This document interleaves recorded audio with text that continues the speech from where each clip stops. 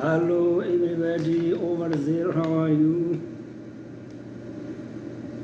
It is my second video after long time absence. Earlier today I posted a very short video that is used to distract you, so that this is going to be the book.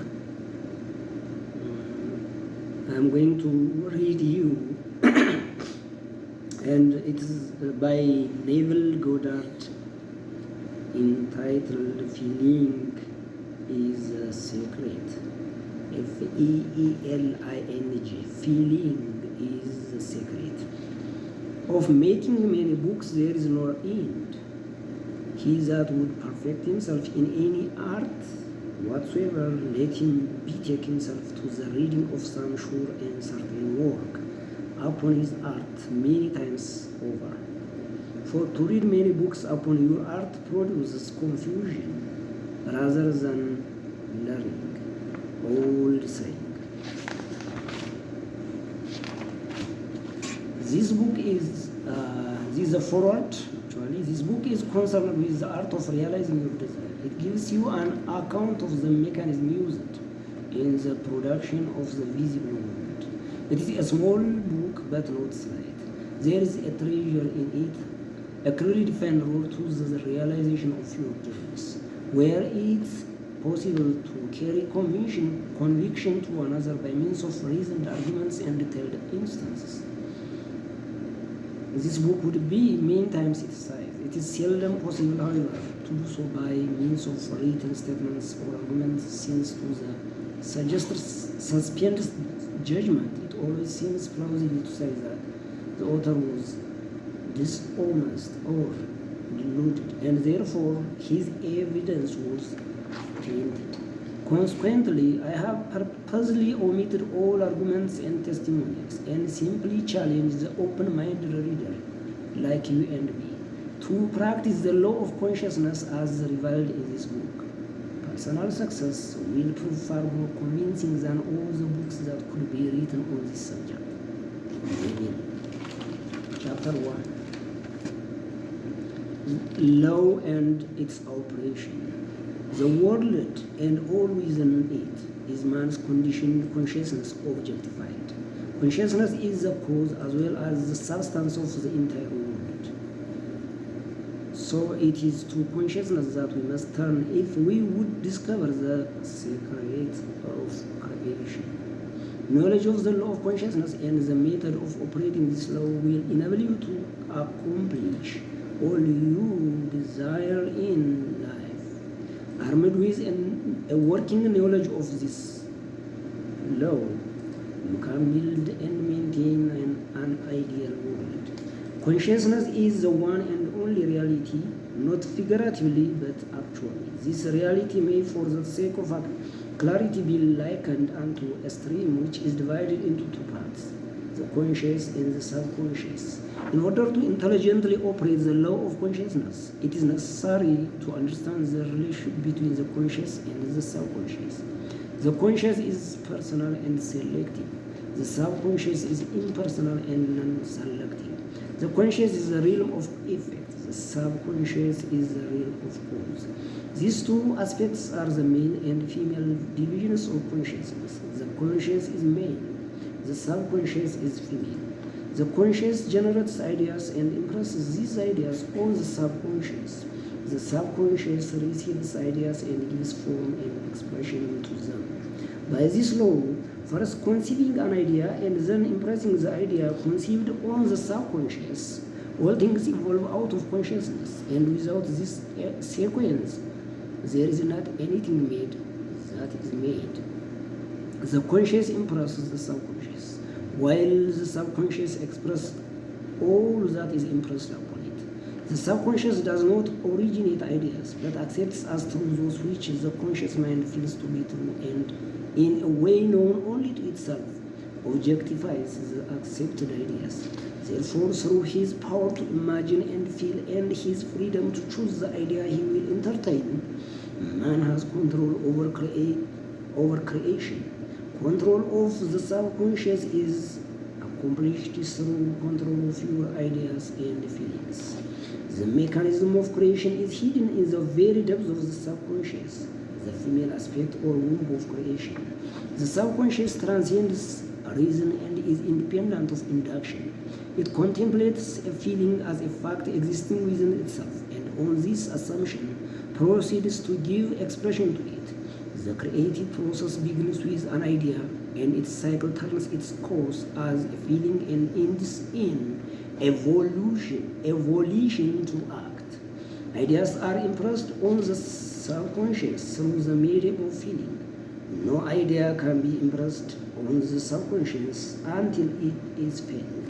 But once felt, be it good, bad, or indifferent, it must be expressed.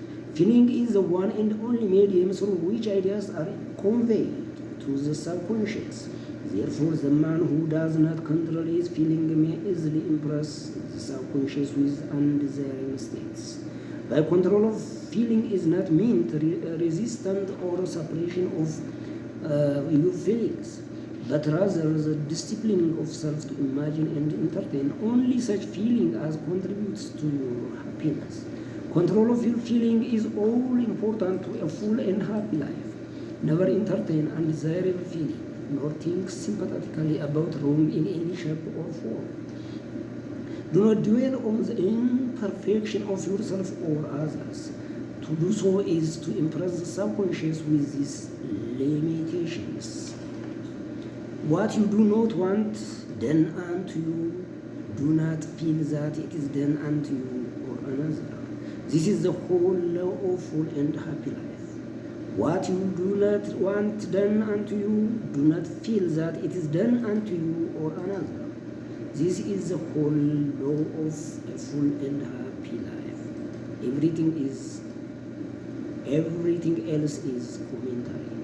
Every feeling makes a subconscious impression, and unless it is counterbalanced by a more powerful feeling of an opposite nature, must be expressed. The dominant of two feelings is the one expressed.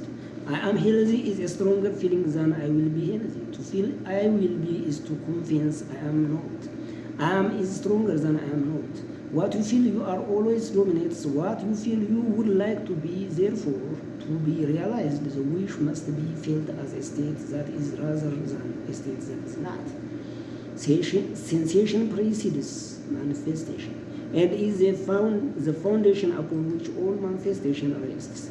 Be careful of your moods and feelings, for there is an unbroken connection between your feelings and your visible world.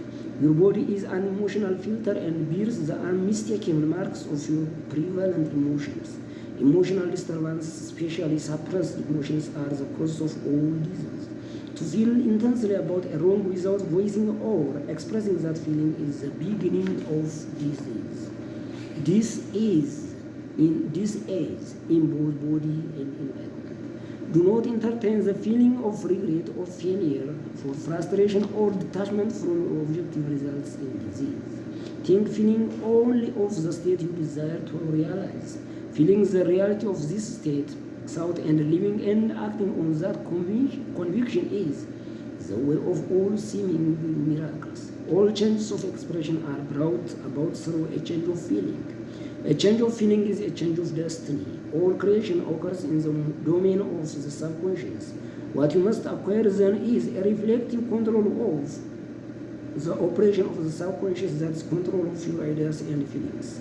Chance or accident is not responsible for the things that happen to you, nor is predestined fate the author of your fortune or misfortune.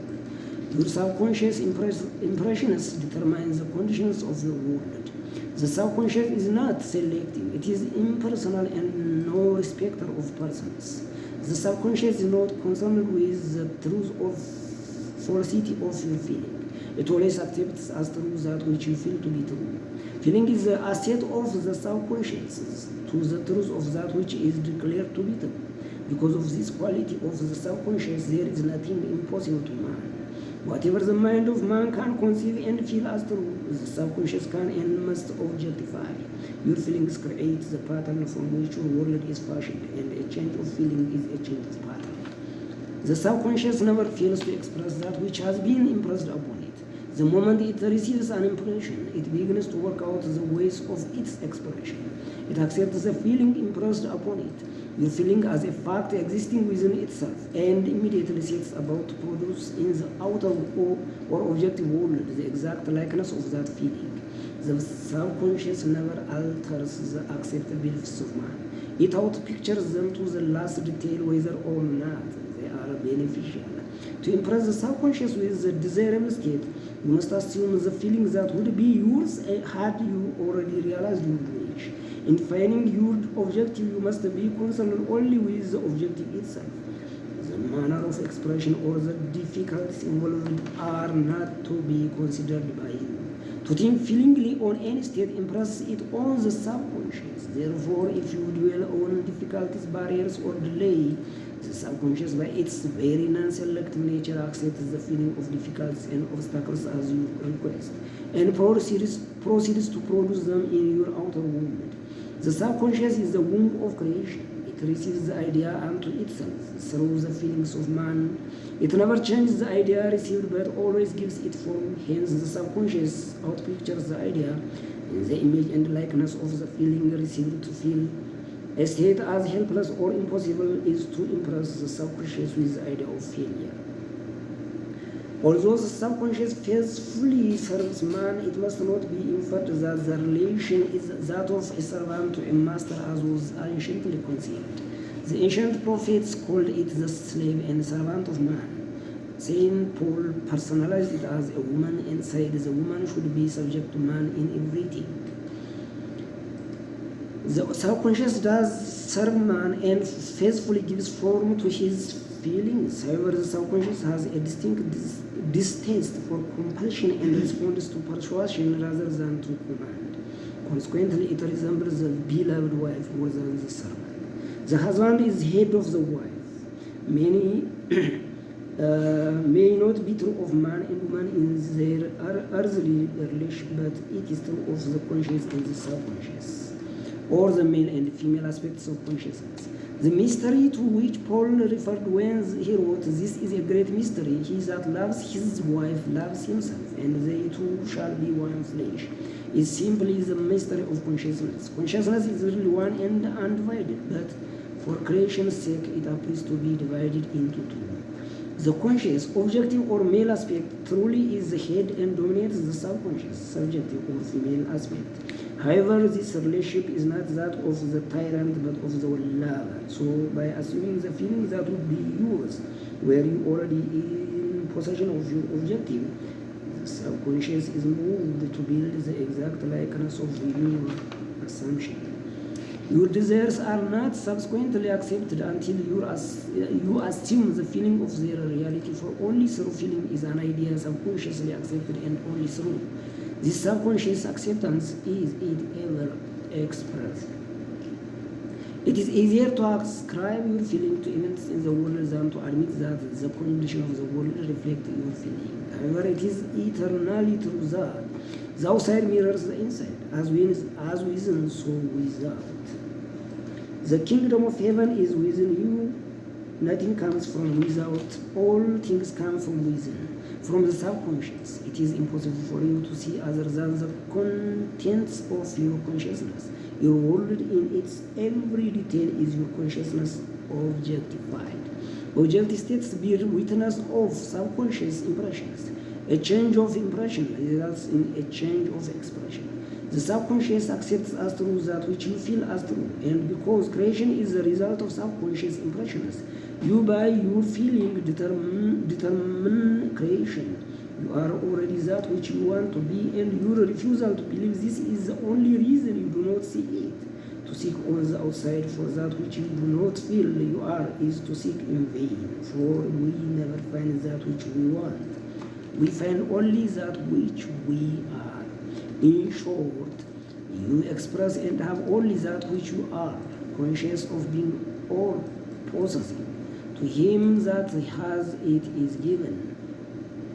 Denying the evidence of the sense and approaching the feeling of the wish fulfilled is the way to the realization of your desire. Mastery of self-control of your thoughts and feelings is your highest achievement. However, until perfect self-control is attained, so that in spite of appearances, you feel all that you want to feel, use sleep and prayer to aid you in realizing your desired states. These are the two gateways into the subconscious.